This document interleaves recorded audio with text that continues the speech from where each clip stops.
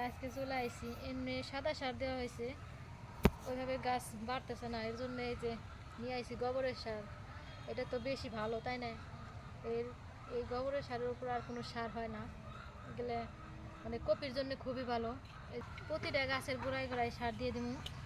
সার দিলে কি গাছ তাড়াতাড়ি কয়দিনই বাইরে যাবো। এখন যে সবজির দাম, এগুলা হলাম পাতাকপি, ফুলকপি ওইদিকে লাগাইছি। ফুলকপি ওই রকম চেতে নাই, কিন্তু পাতাকপিগুলো অনেক সুন্দর হয়েছে। ইনশাল্লাহ বাড়ি লাগানো পাতাকপি খাবো এবার, কিনে খাইতে হইব না।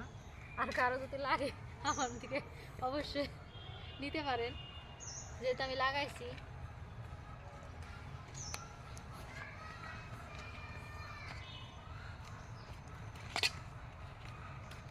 আসলে সময় পাই না তো, এই জন্য গাছ ভালো পরিচর্যা করা হয় না, সময়ের অভাব আমার।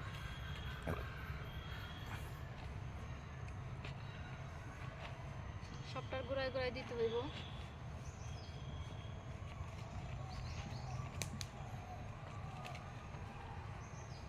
আপনার ভাইও ব্যস্ত মানুষ, জানেনই তো, কৃষি কাজ করতে গেলে মানে ওইদিকে গেলে এইদিকে হয় না, আবার দোকানও করে, কতগুলো গরু আছে, সে হয়েছে আরও বিজি মানুষ, তার সময় আরও নাই। এজন্য আমি চলে আসছি আজকে গাছগুলারে যত্ন করার জন্যে।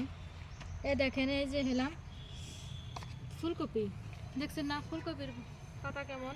ফুলকপি ওই রকম বাড়ে নাই। আসলে এই জায়গাটাও ওরকম ভালো না তো, ভালো রোদ লাগে না। রোদ জায়গা হইলে অবশ্যই গাছগুলো সুন্দর হইতো, এতদিন খাওয়ার যোগ্য হয়ে যেত।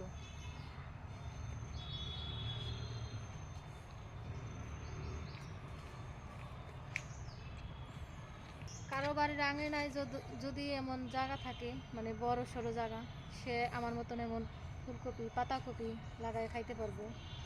আবার এই দেখেন সুন্দর একটা পেঁপে চারা লাগানো হয়েছে, কত সুন্দর পেঁপে চারা। আবার আছে এই যে বেগুনের চারা, বেগুন গাছও লাগানো হয়েছে। বেগুন রে ভাই যে দাম এখন, 80 টাকা কেজি, বুঝেন। আর হলাম এই যে আদা, আদা আমি ওই পাশেও লাগানো হয়েছে, যে ওইদিকেও আছে আদা লাগাইছি, অনেক সুন্দর গাছ হয়েছে। অবশ্য এখনো আদা উঠে খাইনি, লাগানো হয়েছে এবার নতুন। এদিকে আমার সন্ধ্যাও প্রায় গনে এসে সারলো। আমি যদি আর একটুখানি আগে চলে আসতাম, তাহলে পুরোটাই শেষ করে যেতে পারতাম, তা তো আসিনি। মানে ভাই আমারও সময় নাই, আমারও সময়ের অভাব, ওই রকম সময় হয়ে ওঠে না।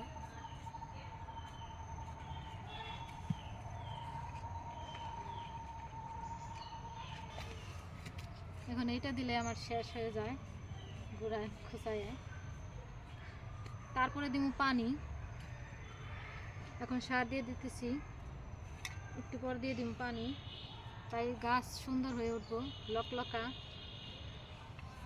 এটা কিন্তু ফুলকপি, দেখছেন? এই যে কার কার ফুলকপি পছন্দ অবশ্যই কমেন্টে জানায়েন। তাই সবাই ভালো থাকেন, সুস্থ থাকেন, আজ এ পর্যন্ত, আল্লাহ হাফেজ।